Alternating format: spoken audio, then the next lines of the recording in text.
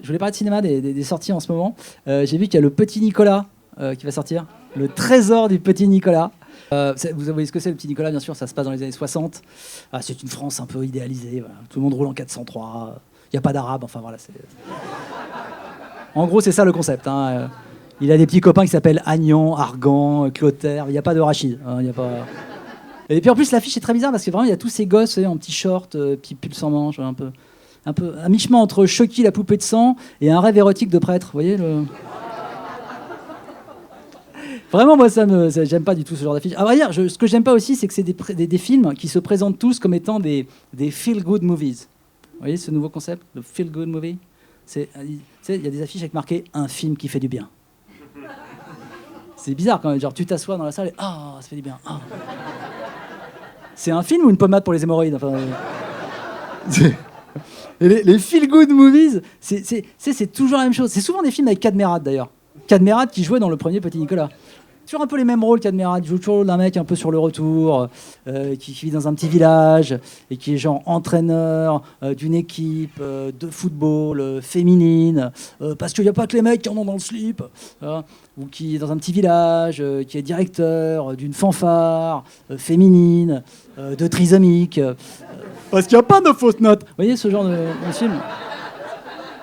Ce genre de film tellement bienveillant, tu vois, où tu sors, tu te sens bien. Mais c'est bizarre de dire ça. On ne peut pas promettre à quelqu'un qu'il va se sentir bien en ayant vu un film. On ne sait pas comment il est, comment elle est. Ça se trouve, tu vois un film sur le Petit Nicolas, une famille parfaite, tu viens de divorcer, ta femme s'est barrée avec les gosses. C'est pas du tout un film good movie. C'est vraiment feel bad, quoi. C'est pas... Tu vois, alors que moi, j'aime bien aller voir des films genre ukrainiens, tu vois. Où les mecs ils bossent à la mine, ils sont radioactifs. Je veux dire, je me sens mieux, merci. Voilà. Moi, ça va. Et puis il y a un film qui va sortir là bientôt, qui est sorti mercredi, c'est Eiffel. Si vous avez vu l'affiche, on ne peut pas la manquer. Hein, voilà, c'est Eiffel. Alors, ça raconte la Tour Eiffel. Voilà, la construction de la Tour Eiffel avec beaucoup de scènes. J'ai vu la bande-annonce, beaucoup de scènes du genre « Mais enfin, ça ne tiendra jamais !»« Mais si, ça tiendra !»« Mais enfin, c'est de l'acier !»« Mais ça tiendra !» Spoiler alerte, ça tient. On connaît déjà la fin du film, hein, c'est pas passionnant non plus.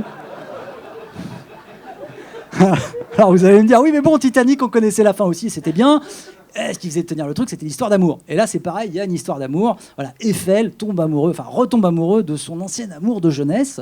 Voilà. Sauf que le casting est un peu bizarre. Parce que, je ne sais pas si vous avez suivi, Romain Duris, qui joue Eiffel, il a 47 ans. Et la meuf, elle en a 25. Donc, amour de jeunesse...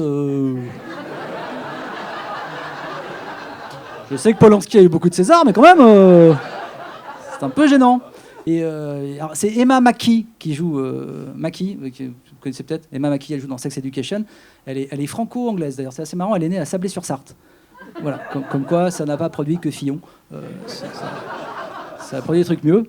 Et elle est très bien cette actrice, c'est pas le problème. Hein. Et après, je sais pas comment ils l'ont casté, tu vois. C'était un hasard. Peut-être qu'ils se disaient, on va prendre qui pour le rôle? Mackey. Voilà, Mackey. Et après, ils ont commandé japonais, je ne sais pas. Mais ce que je veux dire, c'est que voilà, ils auraient pu prendre une actrice peut-être un peu plus âgée, qui a une petite différence d'âge avec. Moi, j'ai rien contre les différences d'âge. Hein, dire ma copine a 12 ans de moins que moi. Voilà, bon, ça. Non, 12 ans, ça va, c'est raisonnable, tu vois. Non, mais je dis voilà, quand j'apprenais à apprécier la bière, elle apprenait à lire. C'est bon, ça va. Ce que je veux dire, c'est que c'est vrai qu'au cinéma, il y a toujours cette différence d'âge qui est un peu gênante, toujours dans le même sens, en fait. C'est toujours le mec très vieux qui est avec une meuf très jeune et ça pose aucun problème. C'est un vrai truc de patriarcat, tout ça, voilà. Après, bon, heureusement, ça change. Hein. Des fois, il y a des trucs dans l'autre sens. Brigitte, voilà. Hein. Brigitte, quand elle l'a rencontrée, elle avait 40 ans, il en avait 15. 40, 15, quand ta relation commence comme un score de tennis... Voilà, tout ça pour vous dire que voilà, l'amour n'a pas d'âge, mais quand c'est légal, c'est mieux. Merci beaucoup.